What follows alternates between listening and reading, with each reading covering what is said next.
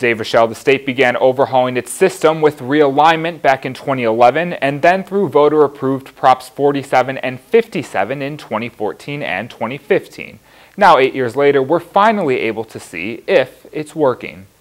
My journey with the criminal justice system started as a small child. For Ingrid Archie, California's criminal justice system is an indistinguishable part of her life. The Los Angeles native first went to juvenile detention at 14 years old, eventually landing in prison for burglary in 2014, just one day before Proposition 47 passed.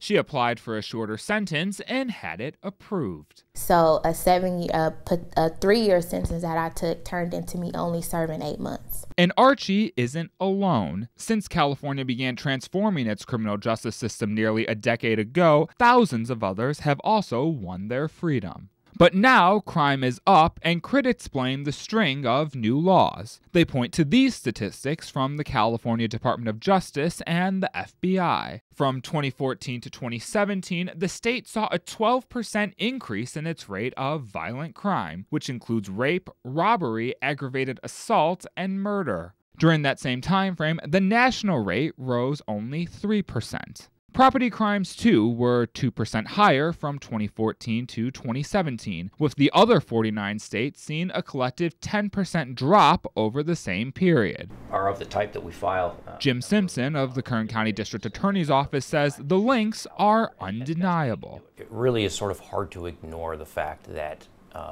so many more people are out now that would otherwise be locked up. Simpson says the changes mean there are fewer deterrents to keep people away from crime. The reason that we have punishment and in this society is to deter individuals, to let individuals know that society deems apprehensible this type of behavior. And the effects can be seen here in Kern County, too, where crimes like assault have risen by about 66% over the past 6 years. We've definitely seen a spike in the trend, particularly since 2011, 2015. I took those concerns to Marisa Arona with Californians for Safety and Justice, a group that helped co-author Prop 47. Arona says that she doesn't agree with the notion that laws like Prop 47 have led to a spike in crime. For Prop 47 specifically, there was a study that came out of UC Irvine in the last couple of years that showed there was no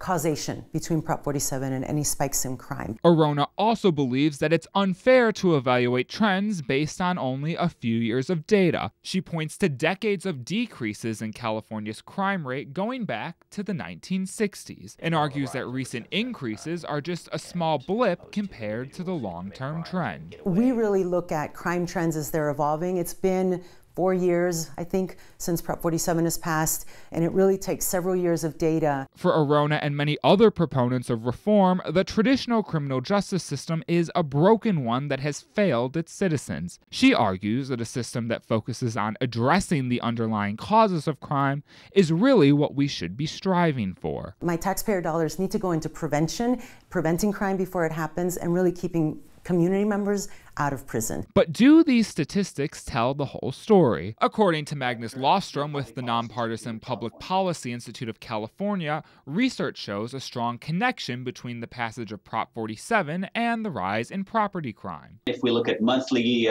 crime rate in terms of car break-ins, we see a notable increase that happens in December of 2014, so immediately after Prop 47 went into effect. However, Lostrom also says the data shows that there is no relationship between laws like Prop 47 and the rise in violent crime. So if you look at monthly data, it appears to be ticking up a few months before Prop 47 was passed. That gives us some reason to believe that other factors are at play here. Lostrom also points out that changes in reporting have led to an increase in violent crime rates. The FBI expanded its definition of rape in 2015. Also that year, an LA Times investigation found the Los Angeles Police Department had been underreporting the rates of aggravated assault, the most common form of violent crime. Since then, LAPD has changed its procedures, leading to more violent crime being reported in the state's largest city. Once that is accounted for, the increase drops in about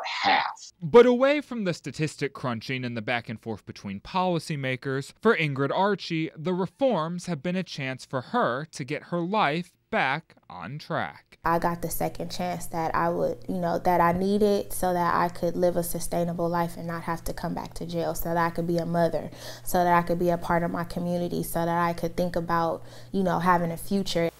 And voters will get the chance to have their say on the issue again thanks to an initiative set to appear on the 2020 ballot that would reverse some aspects of both Prop 47 and 57. Reporting in studio, Tim Johns, Eyewitness News.